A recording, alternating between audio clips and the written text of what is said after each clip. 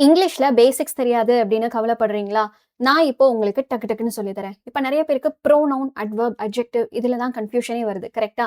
So noun அப்படின்னா ஒரு place பத்தி பேசுறதா இருக்கலாம். ஒரு அனிமல் ஆர் ஒரு திங் பத்தி பேசுறதா இருக்கலாம். எகெயின் இந்த நவுன் வந்து காமன் நவுன், ப்ராப்பர் நவுன் அப்படின்னு 2ஆ பிரியும். பொதுவா பேசுற எல்லாமே common noun. For example car அப்படிங்கிறது பொதுவான ஒரு விஷயம். ஆனா அதிலேயே டாடா பஞ்ச், டாடா சியாரா அப்படின்னு ஒரு பர்ட்டிகுலர் கார பத்தி பேசுறேன்னா, அது ப்ராப்பர் நவுன். குறிப்பிட்டு சொல்லும்போது அது ப்ராப்பர் நவுன். இப்ப இங்க பாருங்க அடுத்த எக்ஸாம்பிள். சாக்லேட் அப்படிங்கிறது பொதுவா சொல்றேன். அது ஒரு காமன் நவுன். இதுவே ஸ்னிக்கர்ஸ், டைரி மில்க், ஓரியோ இந்த மாரி நான் வந்து ஸ்பெசிஃபிக்கா சொல்றேன் அப்படின்னா, அது ப்ராப்பர் நவுன்.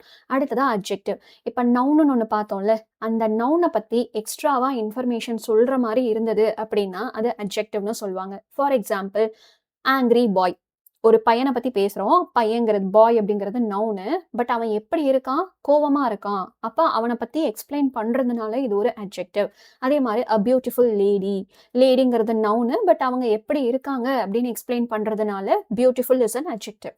அடுத்ததா வெர்ப்னா என்ன? நம்ம எல்லாருக்குமே தெரியும். It is an action word. கரெக்ட்டா? நான் செய்யக்கூடிய செயலை சொல்றது தான் இந்த வெர்ப்ன்னு சொல்றது.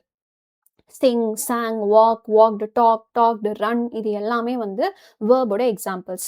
இப்ப இந்த வேர்ப பத்தி எக்ஸ்ட்ராவா இன்ஃபர்மேஷன் சொல்ற மாரி இருந்தா, அதுதான் ஆட்வெர்ப்ன்னு சொல்லுவாங்க. ஃபார் எக்ஸாம்பிள், அவ பாட்டு பாடுனா. ஆனா எப்படி பாடுனா?